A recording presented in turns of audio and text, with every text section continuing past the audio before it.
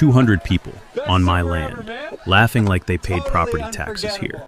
I'm standing at the tree line, coffee still hot in my hand, watching a woman I despise flip burgers on a grill she dragged onto my 7 acres without a single phone call, without a single knock. The banner says Highland Pines HOA Annual Summer Cookout. The land says Hollis, since 1951. She turned, saw me, and yelled across the field loud enough for 50 people to hear. Garrett, honey, don't worry, we left you a burger. My grandfather's land, and she left me a burger. What she didn't know, I'd been ready for this moment for 4 months. The fence was up, the paperwork was filed, the livestock was already on its way. 6 American bison, 1 very patient engineer, and a plan so clean even the judge smiled reading it. What would you do? Drop it below. And where are you watching from tonight?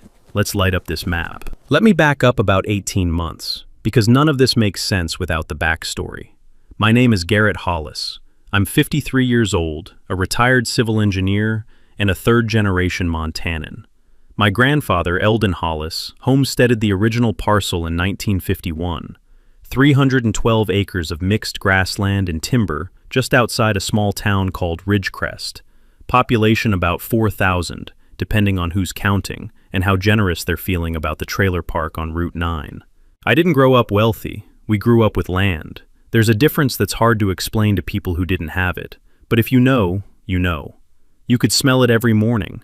Pine resin, creek mud, that particular sweetness of sun-warmed fescue grass when a July breeze rolls through. You could feel the frost in the soil in October, gritty and sharp under your boots. Land is weight, it grounds you. It is, in the most literal possible sense, where you come from. Over the decades, the Hollis family sold parcels here and there. Life happens, taxes happen, 3 funerals in 8 years happen. By the time I inherited in 2014, we were down to 41 acres, but 41 acres was still 41 acres.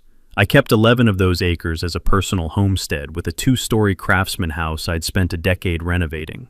The remaining 30 acres I carved into a low-density residential development, 20 homes on 2-acre lots, with a conservation easement protecting a riparian corridor along Rye Creek, and, critically, a 7-acre open meadow at the eastern edge of the property that I retained in my personal name. Not HOA land, not common area, my land.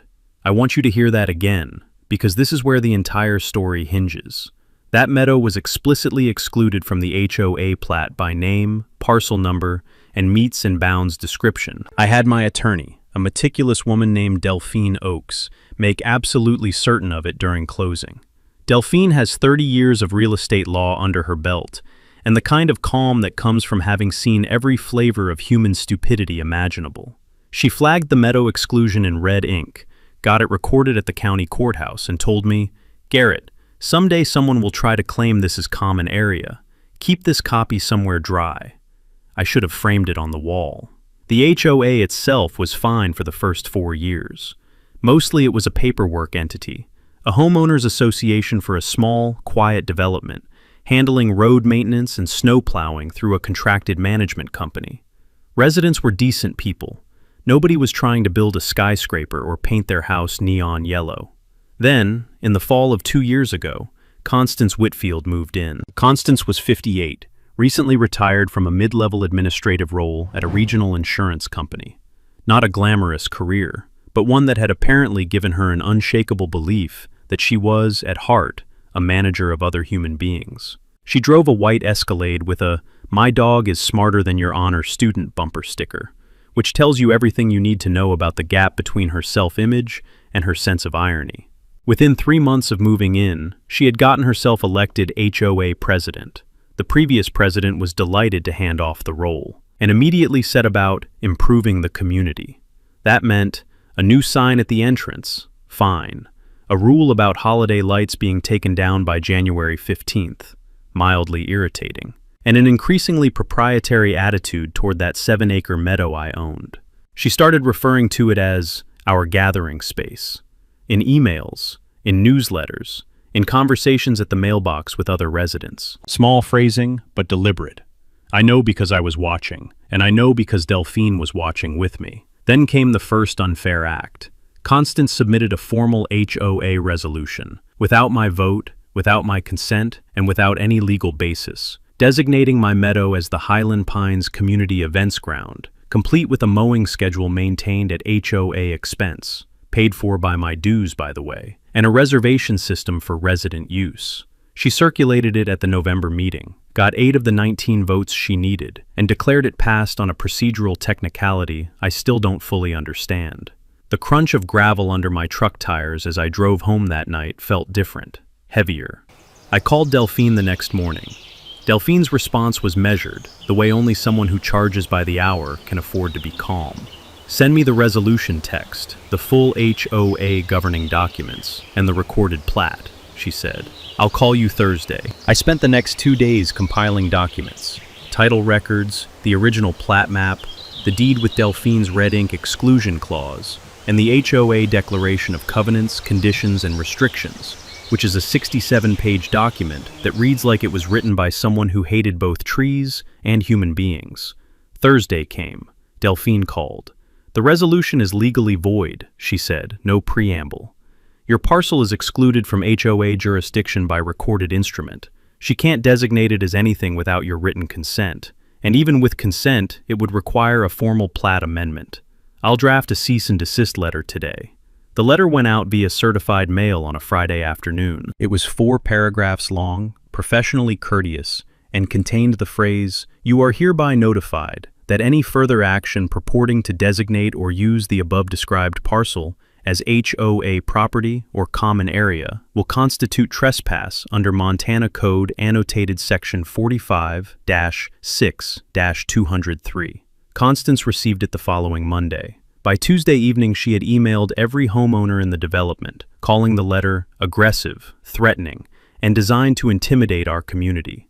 She attached a document she called a historical usage summary, which was, as far as I could tell, a list of times people had walked across the meadow over the past 4 years, including, I kid you not, Thanksgiving 2022. Children played frisbee, approximately 45 minutes. She argued this constituted prescriptive easement. Now, here's your legal education for the day, and I want you to really absorb this one. Prescriptive easement is a real legal concept. It's the idea that if someone uses your land openly, continuously, and without your permission for a certain period of time, typically 5 years in Montana, they can potentially acquire a legal right to continue using it. It's essentially squatters' rights for access rather than ownership. Takeaway: the prescriptive easement clock doesn't start ticking if you've given permission, and it requires continuous, uninterrupted use for the full statutory period. We had been in the development for 6 years, but I had never given anyone permission to use the meadow as anything other than open space they happened to walk past. And Constance's own historical usage summary undermined her case spectacularly, because it described intermittent, casual, recreational use, not the kind of consistent, defined purpose use that courts recognize as prescriptive. Frisbee on Thanksgiving does not a legal easement make. But here's the thing about Constance. She didn't care about the law. She cared about winning, and she was willing to make everyone's life uncomfortable to do it.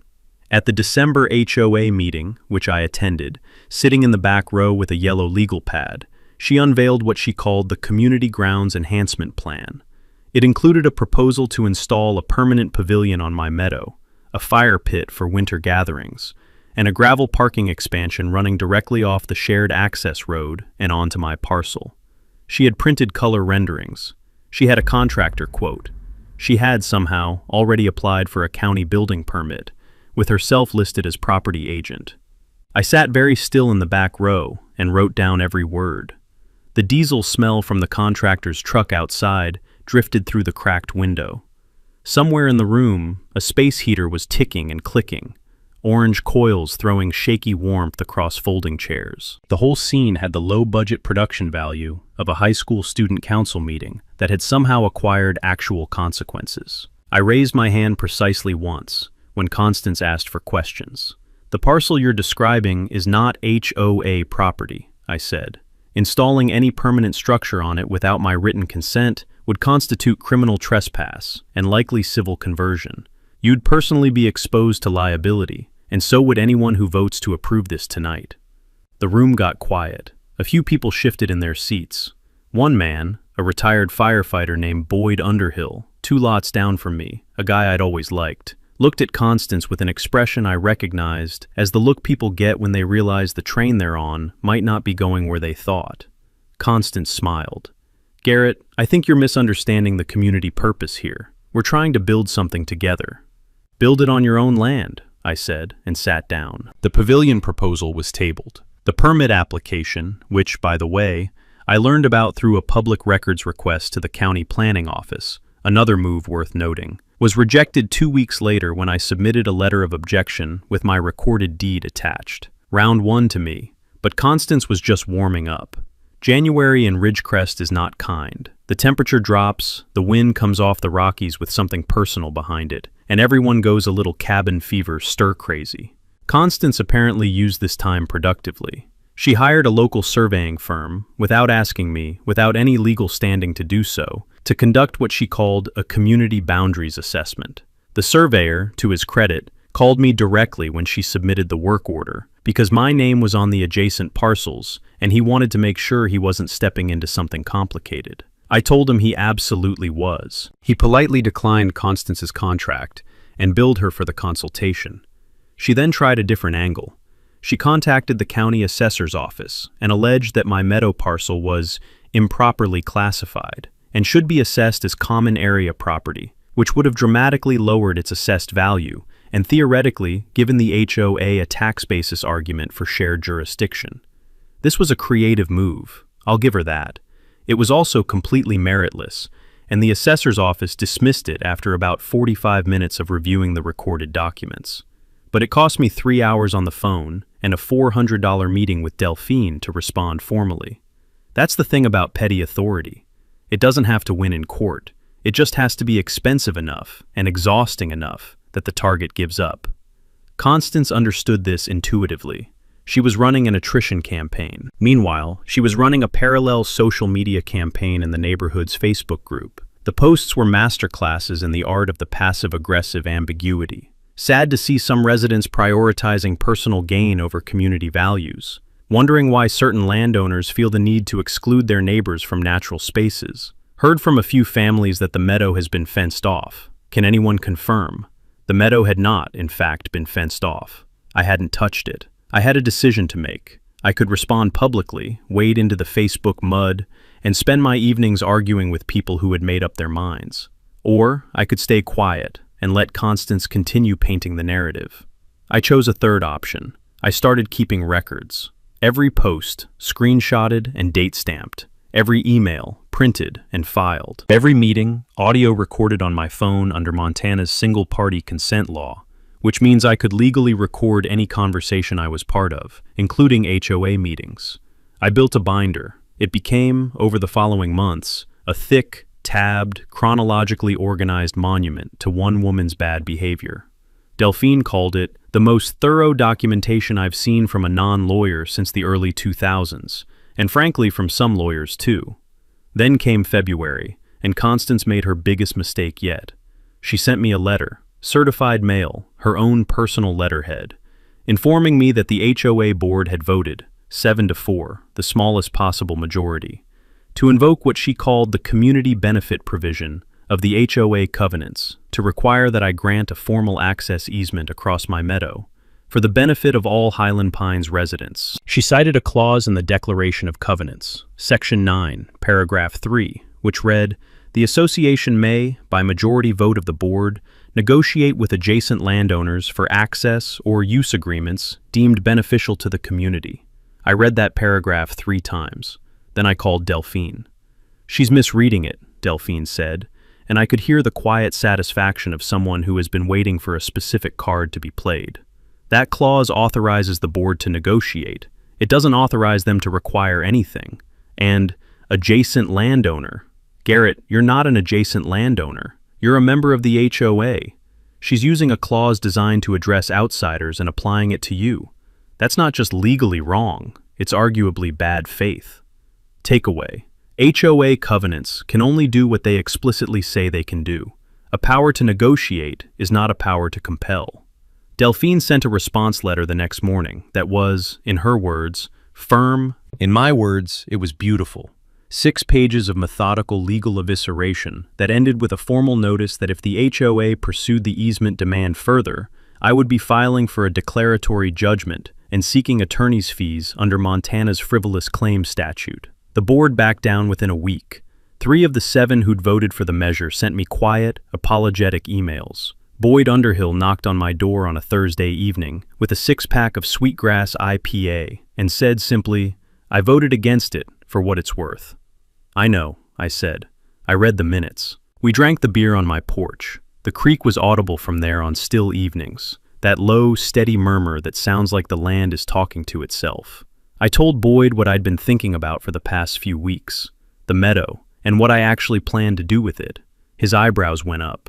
Then he started laughing. Spring came to Ridgecrest the way it always does in the Rockies, ungracefully, in fits and starts, with snowstorms in April and 60-degree days in March that convince you it's over before it is. The mud season hit, and the meadow went soft and brown and beautiful the way Montana fields do when the frost finally lets go. And Constance, apparently refreshed by the winter and undeterred by 2 legal defeats, came back with something new. She announced, again, via email blast to the community, that the HOA would be hosting its first annual Highland Pines summer celebration in late June.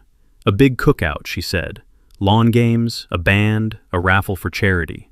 Lovely, except that the venue she listed for this event was the East Meadow.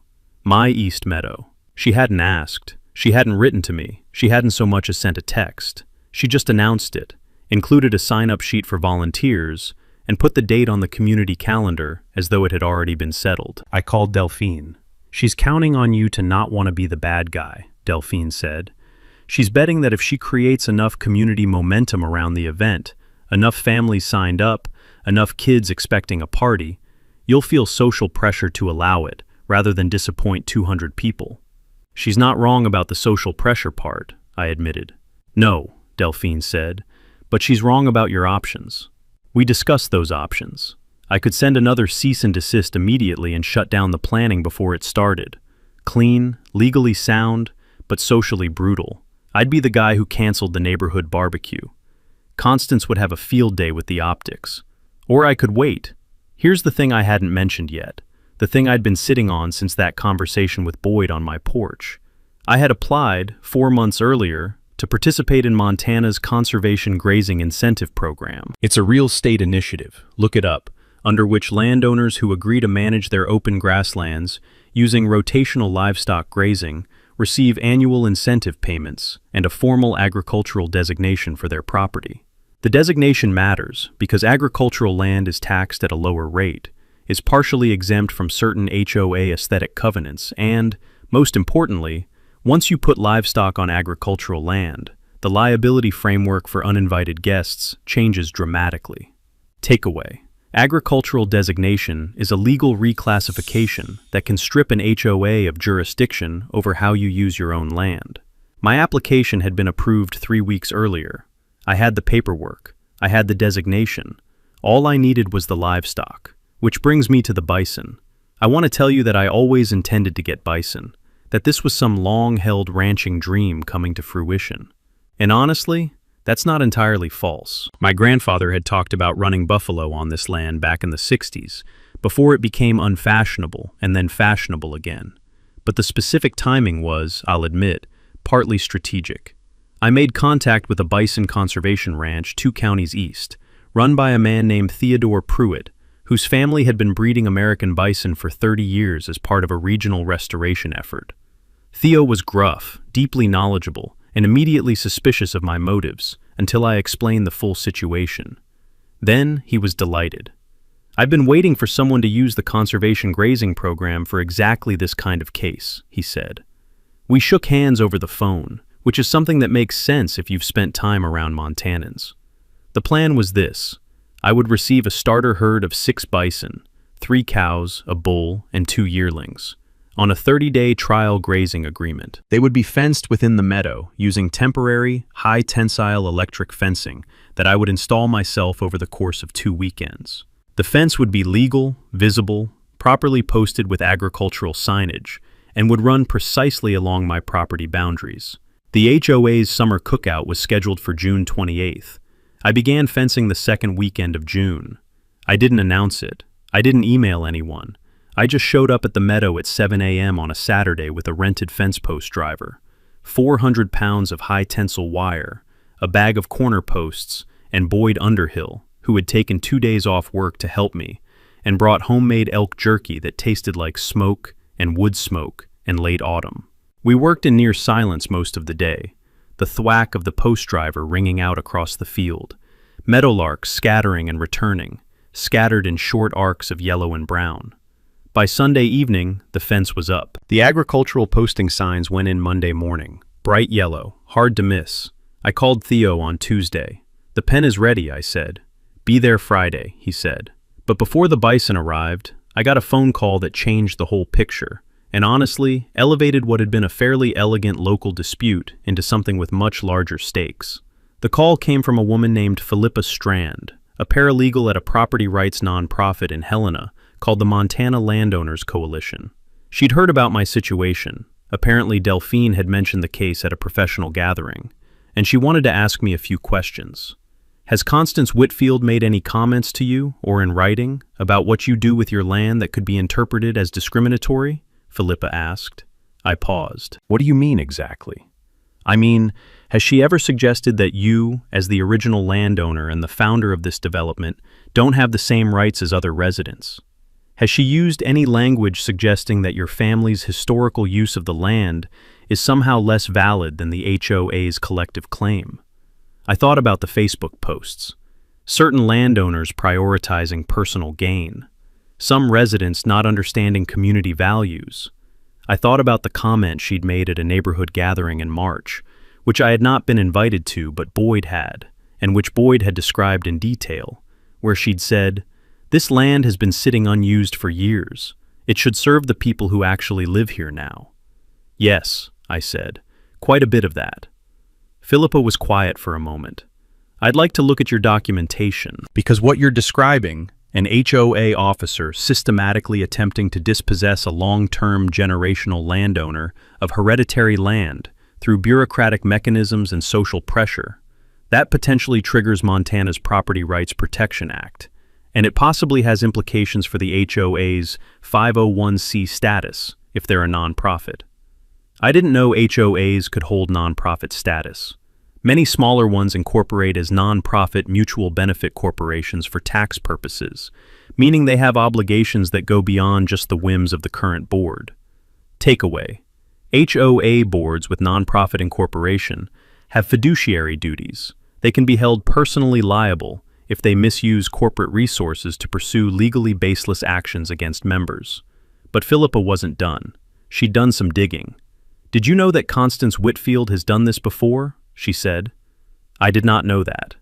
In her previous residence, a planned community in central Wyoming, Constance had served on an HOA board that had used similar tactics to acquire a common area expansion from an elderly resident who ultimately sold under what his family later called duress.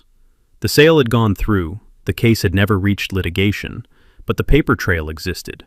Philippa had found it. "It's a pattern," Philippa said, "and patterns matter when you're arguing bad faith." I sat in my truck in the driveway for a long time after that call, watching the light go out of the sky over the Beartooth foothills, the last pink wash of it pooling between the peaks. This was bigger than a neighbor dispute.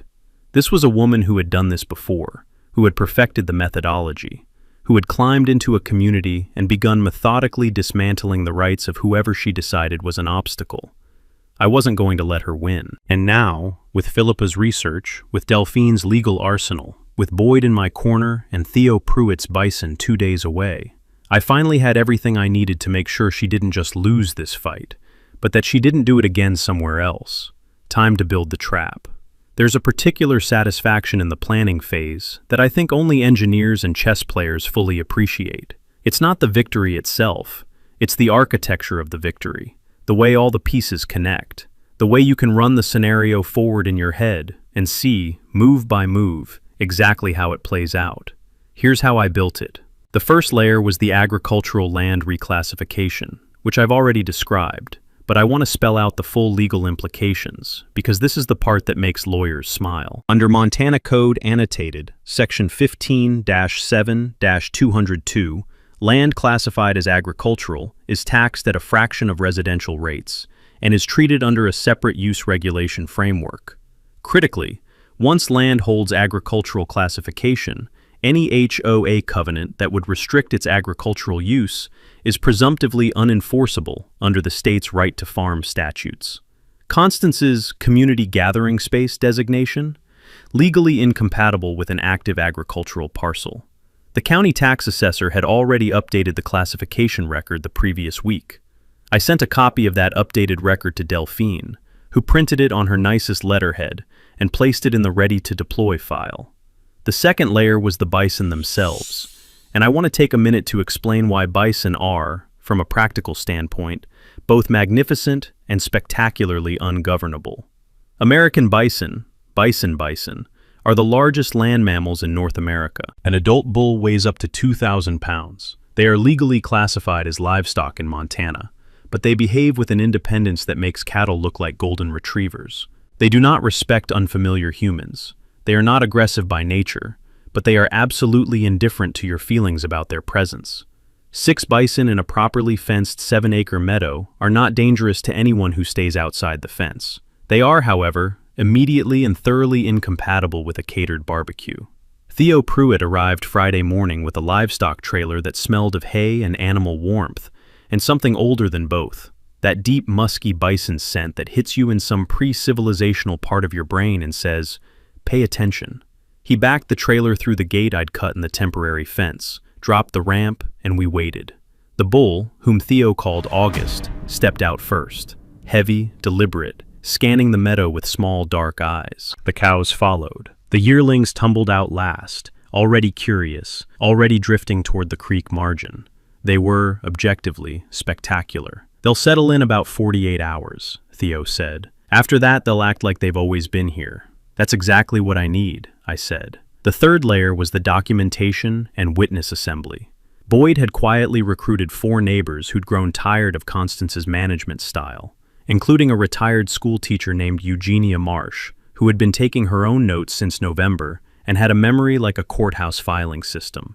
I'd also reached out to a reporter at the Ridgecrest Courier, our local weekly, a young woman named Tatum Greer, who covered land use and water rights, and had actually written about the Conservation Grazing Incentive Program the previous year. I didn't tell Tatum everything. I just told her that something interesting was going to happen on June 28th at a Highland Pines HOA event, and that she might want to be there with a camera.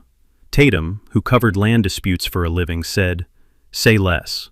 The fourth layer was the county sheriff, and this one required some finesse.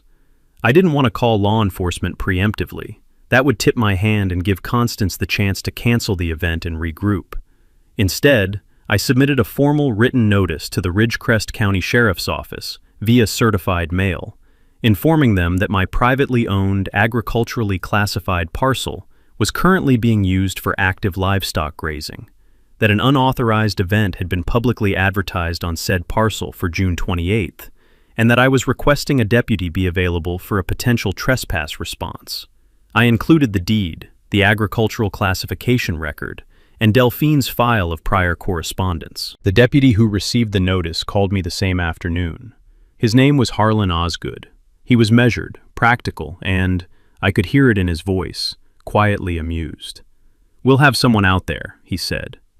The fifth and final layer was what I thought of as the exit ramp, a formal notice sent to Constance by certified mail on June 21st, 1 week before the event, informing her that my meadow was an active agricultural grazing parcel, was enclosed by legal livestock fencing, contained 6 American bison, and was not available for any non-agricultural use. I included the agricultural classification document. I included a photo of the fence line, with the posted signs clearly visible. I included a photo of August, standing in the middle of the meadow, looking like the living embodiment of, "This is not your party." Constance signed for the letter on June 23rd. She did not cancel the event. What Constance did instead was remarkable, and I mean that in the technical sense of worthy of remark, not in any complimentary one. On June 24th, she sent an email to the entire HOA distribution list, all 19 households, with the subject line, "Important update, community celebration proceeds as planned." In it, she claimed that the agricultural reclassification of the meadow was a bad faith legal maneuver designed to harm the community, that the bison were a provocation and a safety threat, and that she had consulted with a property attorney who had confirmed the HOA's right to access the meadow based on historical use and community necessity. I have no idea who this attorney was. I suspect they were either not fully briefed or were simply billing by the hour and agreeing with whatever their client wanted to hear. That happens. She followed this with a phone call to Tatum Greer at the Courier, which backfired magnificently because Tatum had already been doing her homework and started asking Constance pointed questions about the previous Wyoming HOA situation. The call ended abruptly. Tatum called me afterward, laughing quietly. "She hung up on me," she said. "I've never had a source hang up on me." On June 25th, Constance attempted her most aggressive move yet. She filed an emergency injunction request with the county district court, asking a judge to issue a temporary restraining order requiring me to provide access to my meadow for the June 28th event. It was bold. It was also the exact kind of maneuver I had been preparing for. Delphine was already on it. She'd been watching the court docket. She'd set up an alert for any filings involving my parcel number, and she had a response brief drafted and in the judge's inbox within 4 hours. The brief was 22 pages. It included the recorded deed, the agricultural classification, the right to farm statute, the documented history of the HOA's bad faith conduct, the Wyoming precedent Philippa had surfaced, and a detailed accounting of Constance's own prior certied mail notice informing her of the livestock. Takeaway. In injunction requests, courts look at likelihood of success on the merits and balance of hardships, and here, the hardship of the HOA not having a party was clearly outweighed by the hardship of forcing a landowner to open an active livestock pasture to 200 civilians. The judge denied the injunction by Friday afternoon. His written order contained the line, "The petitioner appears to have been made aware of the agricultural use of the subject parcel prior to scheduling the event at issue, and cannot now claim surprise or irreparable harm." Constance, to the best of my knowledge, did not tell the other 18 households that the injunction had been denied. She also, simultaneously, tried to go around me through the Ridgecrest County Planning Department, submitting a request to have my temporary fencing declared a nuisance structure on the grounds that it was visible from the shared access road and constituted an aesthetic violation of the development standards. The planning office called me, asked if the fence was properly permitted and posted. I said yes, and emailed them the permit documentation. They closed the complaint within 24 hours. On June 26th, the Saturday before the event, I drove past the meadow in the early morning. The bison were exactly where they always were at dawn, clustered near the creek margin, backlit by the early light, steam rising off their dark backs in the cool air. August had taken a position in the middle of the field, massive and still, the way only very large things can be still. I rolled down the window. The meadow smelled of wet grass and something ancient and animal, and from 200 yards away I could feel, more than hear, the low, ground-trembling presence of 6 large creatures, simply existing in their space. I drove home and made coffee and sat on the porch, listening to the meadowlarks. June 27th, the day before, a flatbed truck from a party rental company arrived at the Highland Pines entrance, with folding tables, a pop-up tent, and a commercial-grade propane grill. Constance had rented a full catering setup. She had apparently told the rental company that the event was on community grounds, and that access was confirmed. Boyd texted me at 6 p.m. "She's setting up on the road by your fence line. What do you want to do?" "Nothing," I texted back. "Let her set up." "You sure?" "Tomorrow's going to take care of itself," I said. Boyd sent back a bison emoji. I didn't know he knew that emoji existed. The night before the cookout, I didn't sleep much. Not from anxiety, exactly. More from the particular alertness that comes when something you've been building for months is finally 24 hours from completion. I lay in bed listening to the creak and running through the plan the way an engineer runs through a structural calculation. Finding the load points, checking the assumptions, looking for the failure modes. The main vulnerability in my plan was always the same. Constance might simply back down, call it off, send an apologetic email, quietly dismantle the rental tables, claim the event was postponed. That would be the rational response, and rational responses leave me with a cold legal file and a meadow full of bison, but no public accounting. But I'd studied Constance carefully over 18 months, and I had come to understand something about her psychology. She was constitutionally incapable of backing down in front of her audience. She'd built her identity in this community on being the person who got things done despite obstacles. To cancel the cookout, especially after the injunction denial, which she hadn't disclosed, would be to admit defeat in front of the very people whose regard she'd been cultivating. She couldn't do it, and so she didn't. What she did instead, on the morning of June 28th, was double down in a way that made my job considerably easier. At 9 a.m., I received a voicemail from a man named Weston Dreyer, who introduced himself as Constance's community liaison, a title he appeared to have invented for this occasion. Weston informed me that the HOA had secured alternate legal counsel overnight and was prepared to exercise community access rights to the meadow at 2 p.m. when the event began.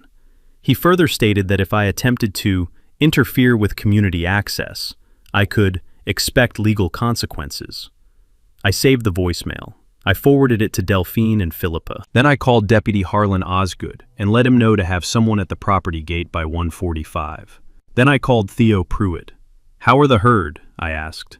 "Settled in beautifully," he said. "August has been patrolling the west fence all morning. That boy knows when something's up." "Good," I said. Meanwhile, Constance had been working the neighborhood hard. She'd gone door to door Saturday evening with a handwritten note that I later got a copy of from Boyd. It described the cookout as a community solidarity event and asked residents to show up to demonstrate that we will not be intimidated by one person's selfishness. She had framed my legal self-defense as aggression. She had framed her illegal trespass as solidarity. It was, in a perverse way, impressive. About half the neighborhood showed up, roughly 110 people, many of them genuinely nice folks who'd been fed a consistent narrative for 18 months and had no particular reason to doubt it. Kids in lawn chairs, people carrying potato salad, a couple with a cooler on wheels, families who just wanted a cookout and had not been told that the judge had already ruled against Constance, or that the meadow was legally an active livestock pasture, or that any of the previous legal history existed at all. That's who I felt genuinely bad for. There was also Tatum Greer, stationed discreetly on the public road shoulder, with a camera bag and a small voice recorder.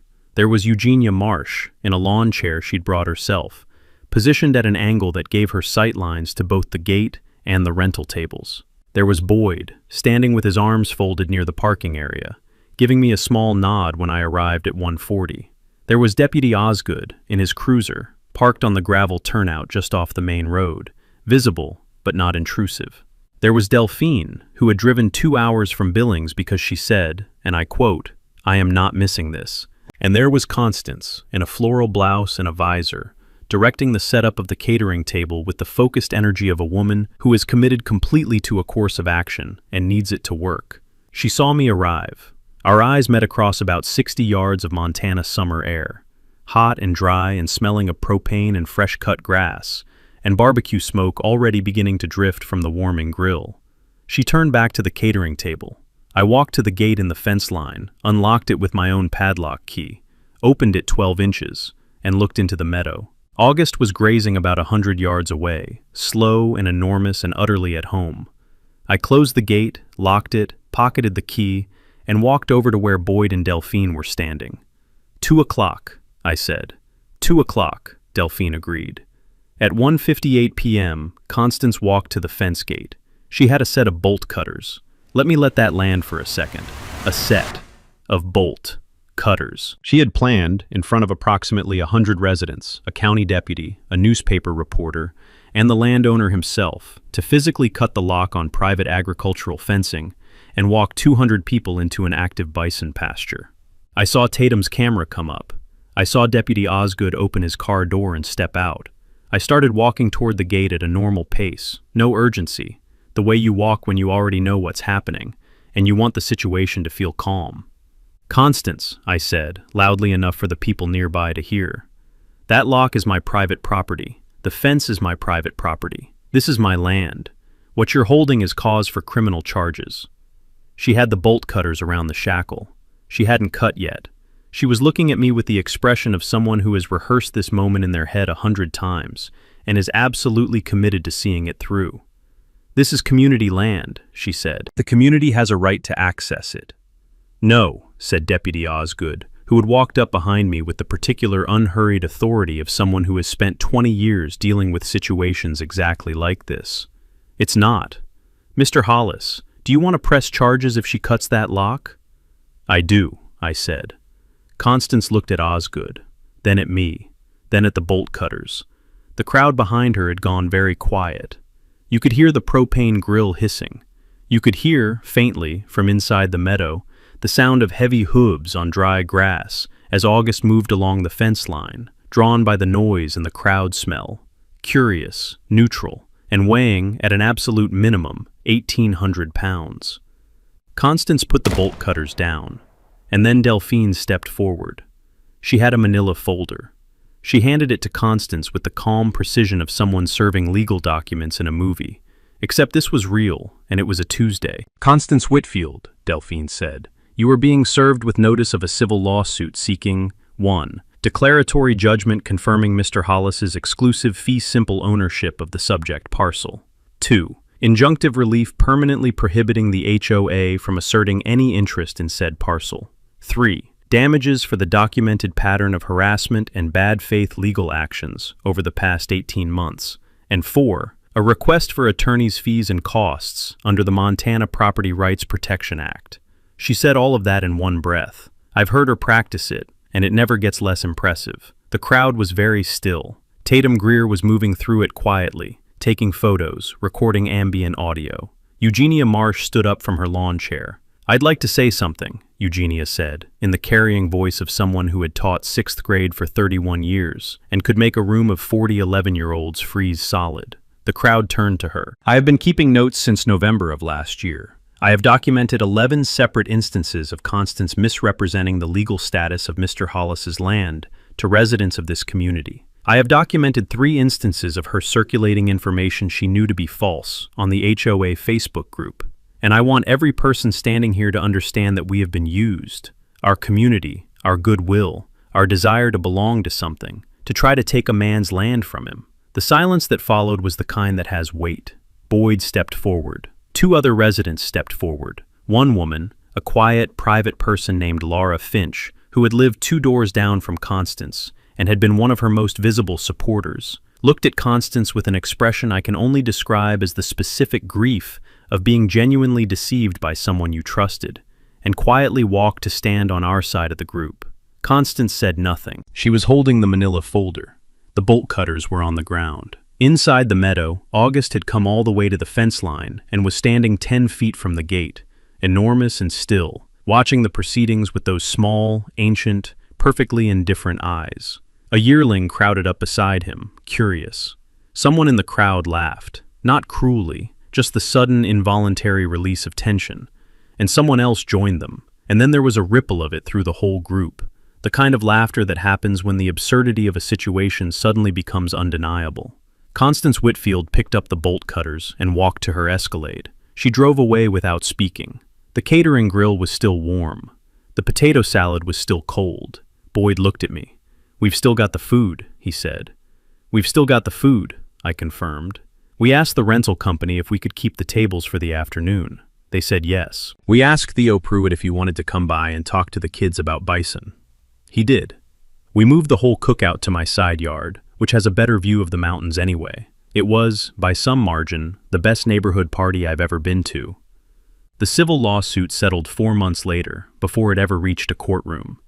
Constance's personal attorney, not the mysterious overnight counsel, but a real property lawyer she retained after the cookout, reviewed the file and apparently advised her with considerable urgency to settle.